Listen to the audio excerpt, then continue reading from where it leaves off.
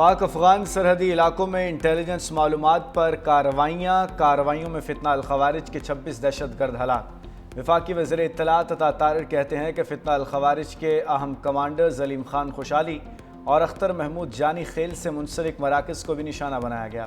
کارروائی میں 4 اہم اہداف مکمل طور پر تباہ، ایک بڑا تربیتی مرکز اور اسلحہ گودام بھی شامل۔ انہوں نے کہا کہ پاکستان میں 9 جون کو موسیٰ درہ میں FCC چوکی پر دہشت گرد حملہ ہوا۔ اس سے قبل 2 جون کو شمالی وزیرستان میں ایک فوجی چوکی کو گاڑی میں نصب کیا گیا۔ 9 مئی کو بنوں کے ایک پولیس اسٹیشن پر خودکش حملہ کیا گیا۔ سیکیورٹی فورسز اور قانون نافذ کرنے والے اداروں کی انسداد دہشت گردی مہم پوری قوت سے جاری رہے گی۔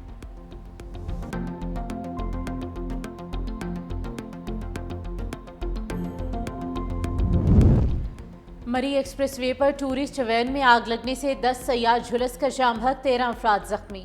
ترجمان موٹر وے پولیس کے مطابق مسافر وین بے قابو ہو کر سائیڈ بلاک سے ٹکرائی، جس کے بعد گاڑی میں آگ لگ گئی۔ مرکزی دروازہ دیوار سے پھنس جانے پر مسافر محصور ہو گئے۔ تمام مسافروں کی شناخت کا عمل جاری ہے۔ پولیس اور ریسکیو ٹیمیں موقع پر موجود ہیں۔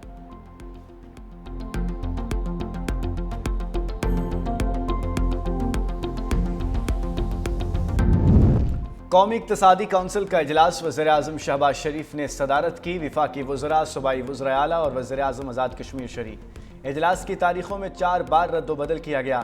آئندہ مالی سال 2026 تا 27 کے معاشی اہداف، ترقیاتی ترجیحات اور قومی ترقیاتی بجٹ پر تفصیلی غور کیا گیا۔ ذرائع کے مطابق شرح نمو 4% اور اوسط مہنگائی 8.2% مقرر کرنے کی تجاویز زیر غور۔ سالانہ ترقیاتی پروگرام اور مجموعی طور پر 4715 ارب روپے کی ترقیاتی بجٹ کی منظوری متوقع۔ وفاقی PSDP 1126 ارب اور صوبائی ترقیاتی پلان 3138 ارب روپے تجویز۔ اجلاس میں وزارت منصوبہ بندی کی جانب سے وفاقی صوبائی ترقیاتی منصوبوں پر بریفنگ، اہم معاشی فیصلوں اور ملکی مجموعی اقتصادی سمت کے تعین کا بھی امکان۔ وفاقی بجٹ کی تیاریاں، قومی اسمبلی اور سینٹ کا اجلاس آج ہوگا۔ سینٹ اجلاس آج شام 4 بجے جبکہ قومی اسمبلی کا اجلاس 5 بجے ہوگا۔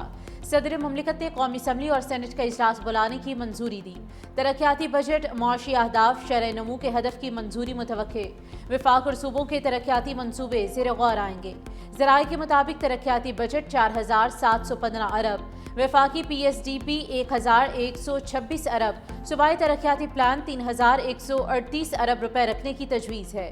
وفاقی وزیر طارق فضل چودھری کا کہنا ہے کہ بجٹ 12 جون کو پیش ہونے کا امکان ہے۔ وزیر خزانہ محمد اورنگزیب وفاقی بجٹ پیش کریں گے۔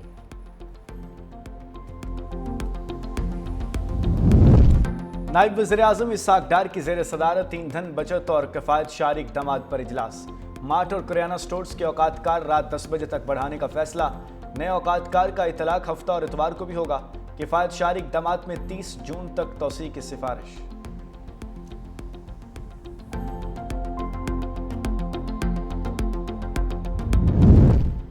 حکومت کا بجٹ میں تنخواہ دار طبقے کو 50 ارب روپے تک ٹیکس ریلیف دینے پر غور۔ انکم ٹیکس سلیب کی تعداد 6 سے بڑھا کر 8 کی جا سکتی ہے۔ ماہانہ 1,83,000 روپے سے زائد آمدن رکھنے والے افراد کو ریلیف دینے پر غور۔ زیادہ آمدن والوں کے لیے بھی ٹیکس شرح میں نرمی کی تجاویز شامل۔ ماہانہ 2,67,000 روپے تک آمدن پر انکم ٹیکس میں 5% کمی کی تجویز۔ ماہانہ 4,67,000 روپے تک آمدن پر 29% ٹیکس لگانے، جبکہ 5,83,000 روپے تک آمدن پر 32% ٹیکس شرح مقرر کرنے کی تجویز زیر غور ہے۔ 5,83,000 روپے سے زائد آمدن پر زیادہ سے زیادہ 35% ٹیکس برقرار رکھنے کا امکان۔ سالانہ 70 لاکھ روپے سے زائد آمدن والوں پر یہی شرح لاگو کرنے کی تجویز۔ سالانہ 1 کروڑ سے زائد کمانے والوں پر۔ پاکستان پیپلز پارٹی کے چیئرمین بلاول بھٹو زرداری سے نائب وزیر اعظم اسحاق ڈار کا رابطہ۔ گلگت بلتستان انتخابات میں کامیابی پر مبارکباد دی۔ گلگت بلتستان کے امور سے متعلق دونوں سیاسی جماعتوں کے رہنماؤں کے ساتھ بیٹھنے پر اتفاق۔ اسحاق ڈار کہتے ہیں کہ ہمارے درمیان اس بات پر اتفاق ہے کہ سنگل لارجسٹ پارٹی ہی حکومت بنائے گی۔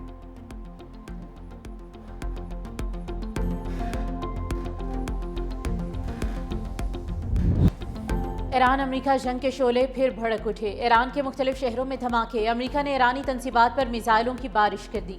سینٹ کام کے مطابق ایران کے خلاف حملے اپنے دفاع میں کیے گئے۔ امریکہ نے ایران میں مخصوص اہداف کو نشانہ بنایا۔ امریکی فوج نے قشم اور سیرک پر حملے کیے۔ کارروائی صدر ٹرمپ کی ہدایات پر کی گئی۔ امریکی صدر ڈونلڈ ٹرمپ کا کہنا ہے کہ امریکی ہیلی کاپٹر پر حملے کا جواب دینا ضروری تھا۔ ایرانی سرکاری میڈیا کا کہنا ہے کہ بندر عباس میں بھی دھماکے سنے گئے، سیرک میں میزائل حملہ کیا گیا۔ پاسداران انقلاب کے مطابق حملوں کا فیصلہ کن جواب دیا جائے گا۔ امریکی میڈیا کا کہنا ہے کہ امریکہ نے ایران کے ڈیفنس اور ریڈار سسٹم کو نشانہ بنایا۔ ٹرمپ سمجھتے ہیں کہ حملوں کے باوجود امن ڈیل پر اثر نہیں ہوگا۔ وائٹ ہاؤس اہلکار کا کہنا ہے کہ ڈیل اب بھی بہت قریب ہے۔ امریکی سینٹکام نے ایران میں حملے روکنے کا اعلان کر دیا۔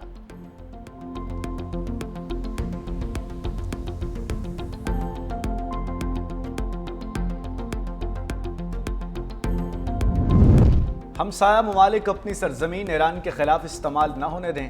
ایران نے ہمسایہ ممالک کو خبردار کر دیا۔ پاسداران انقلاب کے مطابق ہیلی کاپٹر حادثے کو جواز بنا کر ایران پر حملہ کیا گیا، جس کا منہ توڑ جواب دیا گیا۔ پاسداران انقلاب کے مطابق بحرین میں امریکی ففتھ فلیٹ اور اردن کے الارزق اور کویت کے علی السالم فوجی اڈے سمیت خطے میں امریکی مفادات کو نشانہ بنایا گیا۔ الارزق اڈے پر F-35 ہینگرز اور کمانڈ اینڈ کنٹرول سینٹرز کو ہدف بنایا۔ روسی میڈیا کا کہنا ہے کہ ایرانی فضائی دفاع کے ہاتھوں امریکی MQ-9 ڈرون تباہ ہو گیا۔ اردن اور کویت کا فضائی دفاعی نظام کے ذریعے متعدد ایرانی میزائل اور ڈرون حملے ناکام بنانے کا دعویٰ۔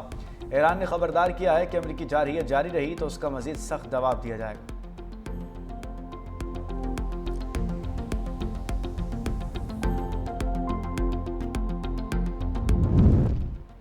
ایرانی وزیر خارجہ عباس عراقچی کا ترکی اور سعودی عرب کے وزرائے خارجہ سے ٹیلی فونک رابطے، خطے کی تازہ صورتحال پر تفصیلی گفتگو۔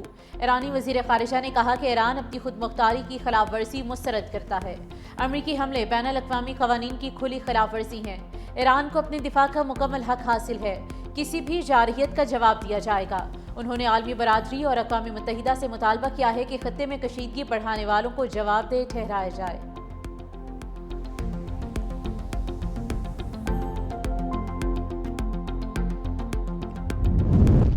کوشش ہے ایران کو جوہری ہتھیار حاصل کرنے سے روکا جائے۔ سفارتکاری ناکام ہوئی تو صدر ٹرمپ کے پاس مزید آپشنز موجود ہیں۔ امریکی نائب صدر JD وینس کی امریکی خبر ایجنسی سے ٹیلی فونک گفتگو، کہا امید ہے ایران سے متعلق جاری صورتحال جنگی دلدل میں تبدیل نہیں ہوگی، یہ تنازع طویل جنگ کی شکل اختیار نہیں کرے گا۔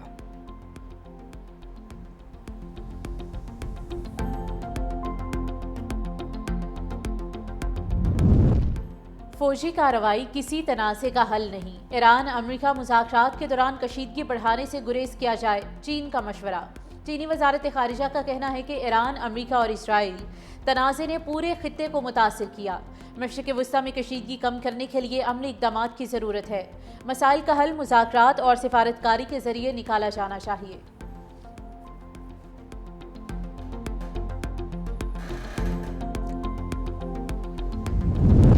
پاکستان میں 2026 کے دوران معاشی استحکام، سرمایہ کاری اور برآمدات میں نمایاں بہتری۔ حکومتی معاشی اقدامات اور مؤثر پالیسیز کے باعث مالیاتی شعبے میں مثبت رجحان برقرار۔ مارچ 2026 میں براہ راست غیر ملکی سرمایہ کاری میں 163% اضافہ ریکارڈ۔ مجموعی سرمایہ کاری $1.35 ارب تک پہنچ گئی۔ ترسیلات زر میں بھی اضافہ، ترسیلات زر $35.3 ارب تک جا پہنچی۔ سال کے اختتام تک $41 ارب تک اضافے کی توقع۔